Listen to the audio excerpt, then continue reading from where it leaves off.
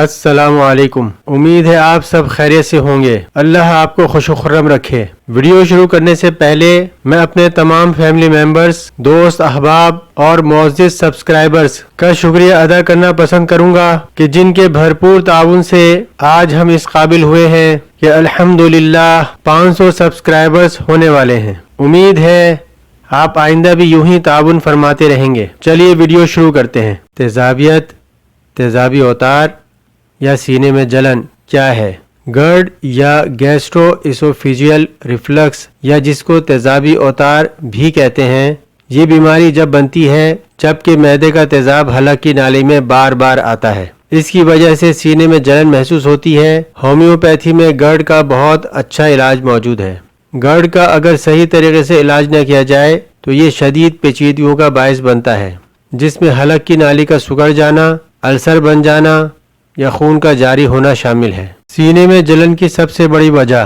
Grid کو سمجھنے کے لیے سب سے پہلے یہ سمجھنا ضروری ہے کہ ہمارے حلق کی نالی اور معدہ خوراک اور تیزاب پر کس طرح عمل کرتا ہے۔ جب خوراک ہماری نالی کے نچلے حصے میں پہنچتی ہے تو معدے کے منہ پر موجود ڈھکن، جس کو لوور اسوفیجیل اسفنکٹر بولتے ہیں، کھل جاتا ہے اور خوراک معدے میں داخل ہو جاتی ہے۔ جب خوراک معدے میں داخل ہو جاتی ہے تو یہ ڈھکن واپس معدے کے منہ کو بند کر دیتا ہے۔ یہ ڈھکن اصل میں یک طرفہ کام کرتا ہے، یعنی خوراک کو معدے میں داخل تو ہونے دیتا ہے مگر خوراک کو اور معدے کے تیزاب کو واپس نالی میں داخل نہیں ہونے دیتا۔ گرڈ کے اندر یہ ڈھکن صحیح کام نہیں کرتا یا کمزور پڑ جاتا ہے، چنانچہ معدے کا تیزاب حلق کی نالی میں بار بار واپس آتا ہے اور سینے میں جلن کا باعث بنتا ہے۔ بقیہ ویڈیو دیکھنے سے پہلے چینل کو سبسکرائب کریں، اس سے ہماری حوصلہ افزائی ہوتی ہے اور کام کا جذبہ پیدا ہوتا ہے۔ اس کے ساتھ بغل میں موجود بیل آئیکن کو کلک کریں تاکہ ہماری ہر نئی آنے والی ویڈیو کا نوٹیفیکیشن آپ کو ملتا رہے۔ ویڈیو پسند آئے تو لائک کریں اور شیئر کریں۔ ایک درخواست مزید ہے کہ آپ اپنے کمنٹ سے بھی ہمیں مستفید فرمائیں تاکہ ہم اپنی ویڈیوز کو بہتر سے بہتر بنا سکیں۔ گرڈ کی علامات۔ نمبر 1، سینے میں جلن۔ سینے کی ہڈیوں کے پیچھے جلن کا احساس۔ یہ کھانے کے بعد زیادہ ہو جاتا ہے یا لیٹنے کے بعد یا جھکنے پر۔ نمبر 2، گلے میں جلن۔ نمبر 3، سینے میں درد۔ نمبر 4، کھٹی ڈھکاریں آنا، کھٹا یا کڑوا پانی منہ میں آنا، معدے کی خوراک کا واپس منہ میں آنا۔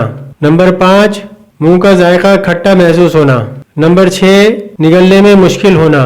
نمبر 7، گلے میں گانٹھ محسوس ہونا۔ نمبر 8، سانس میں بدبو۔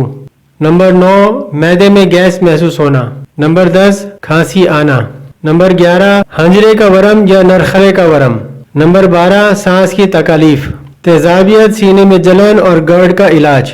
روایتی طریقے علاج میں گرڈ کے لیے اینٹی ایسڈ یا ترشا شکن ادویات استعمال کی جاتی ہیں، جو کہ معدے کی تیزابیت کی پی ایچ تبدیل کر کے اس کی شدت کو کم کرتی ہیں۔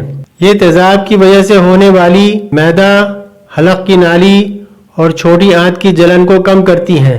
طویل مدت تک ان اینٹی ایسڈ ادویات کا استعمال کئی طرح کے ضمنی اثرات کا سبب بنتا ہے، جس میں گیس کی شکایات، ڈکار کا آنا، قبض، موشن، ہاتھوں، پیروں اور ٹخنوں میں سوجن شامل ہیں۔ اینٹی ایسڈ ادویات غذا کو جزو بدن بننے میں بھی رکاوٹ بنتی ہیں۔ پروٹون پمپ انہیبیٹرز، جو کہ معدے میں تیزاب کی پیداوار کو کم کرنے کے لیے دی جاتی ہیں، جسم میں وٹامن B12 کو ختم کر دیتی ہیں۔ وٹامن B12 کی کمی جسم میں مزید نقصان دہ اثرات مرتب کرتی ہے، مثلاً اعصابی نظام کی کمزوری، تکان، سانس کی تکلیفات اور نظر کی کمزوری۔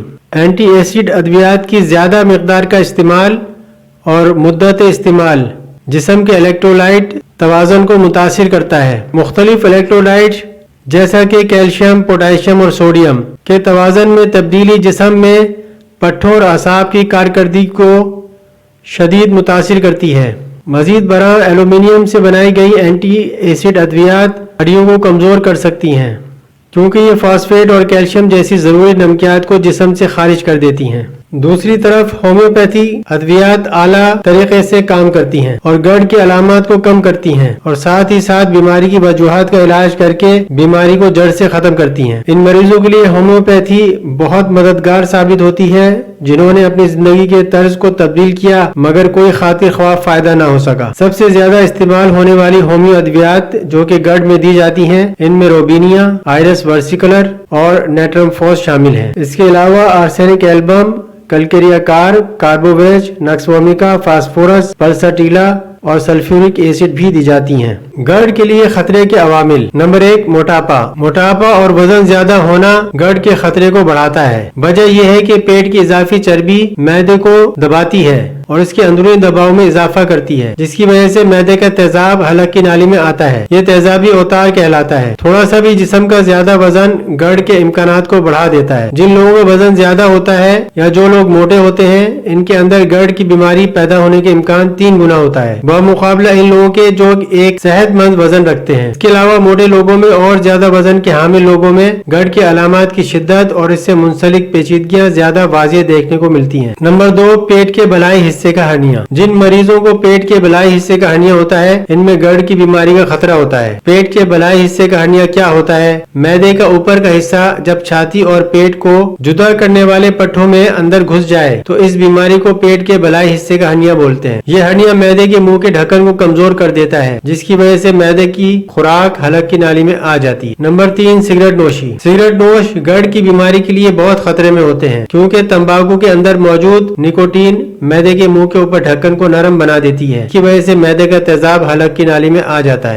हामला औरतों में गढ़ और सीने की जलन का खतरा ज्यादा होता है। इसकी 2 वजूहात हैं। पहली वजह यह है कि ज़माने हमल में हार्मोन्स की तब्दीलियां होती हैं जो हलक की नाली के पट्टों और मैदे के मुंह के ढक्कन को नरम बनाती हैं। दूसरी वजह यह है कि परवरिश पाने वाला बच्चा मैदे पर दबाव डालता है। दोनों वजूहात की वजह से मैदे का तेजाब हलक की नाली में आ जाता है। सीने में जलन के अलामत आमतौर पर हमल के 4 या 7वें महीने के बाद नमूदार हो जाती हैं। नंबर 5, वर्जिश की अक़साम। खाने के फौरन बाद सख्त अक़साम की वर्जिश करना मशवरे के खिलाफ है। जो लोग पेट के पट्टों के लिए सख्त किस्म की वर्जिश करते हैं गढ़ बीमारी के ज्यादा खतरे में होते हैं। कुछ अक़साम की वर्जिशें आंतों में खून के भाव को कम कर देती हैं जिसकी वजह से मैदे के मायात मुश्तमा हो जाते हैं और मजीद जलन और सूजिश की वजह बनते हैं। कुछ अक़साम की वर्जिशें जिनमें उल्टा लटकना होता है या झुकना पड़ता है मिसालें हैं जिनकी वजह से गढ़ की अलामत शदीद हो जाती हैं। लोग ज्यादा मुशक्कत वाली वर्जिशें करके हवा में ज्यादा लंबे लंबे सांस लेते हैं जिसकी वजह से मैदे के मुंह का ढक्कन नरम हो जाता है और मैदे का तेजाब हलक की नाली में आ जाता है। वर्जिश से जरा पहले खाना खाना भी तेजाबी अवतार के खतरे को बढ़ाता है। कुछ सख्त किस्म की वर्जिशें जो सीने की जलन का बायस है वो ये है। नंबर 1, वजन उठाना। नंबर 2, साइकिल चलाना। नंबर 3, तेज दौड़ना। Number 4, gymnastic. नंबर 5, उछलना कूदना। नंबर 6, भागना दौड़ना। आखिर में एक हदीस सुनाकर वीडियो को खत्म करता हूँ। नबी अकरम सल्लल्लाहु अलैहि वसल्लम ने इरशाद फरमाया, क़यामत के दिन जन्नत में सबसे पहले दाखिल होने वालों के चेहरे 14वीं रात के चांद की तरह रोशन और चमकदार होंगे और इनके बाद दाखिल होने वाली दूसरी जमात के लोगों के चेहरे आसमान के उस सितारों की तरह रोशन और चमकदार होंगे जो सबसे ज्यादा चमकता है। इनमें से हर एक के लिए 2 बीवियां होंगी और हर बीवी के जिस्म पर 70 जोड़े होंगे और वो इतनी शफाफ और हसीन और जमील होंगी कि उनकी पिंडलियों के अंदर का गुदा 70 जोड़ों के ऊपर से नजर आता होगा। सुनन तिर्मिज़ी शरीफ। अल्लाह हाफिज।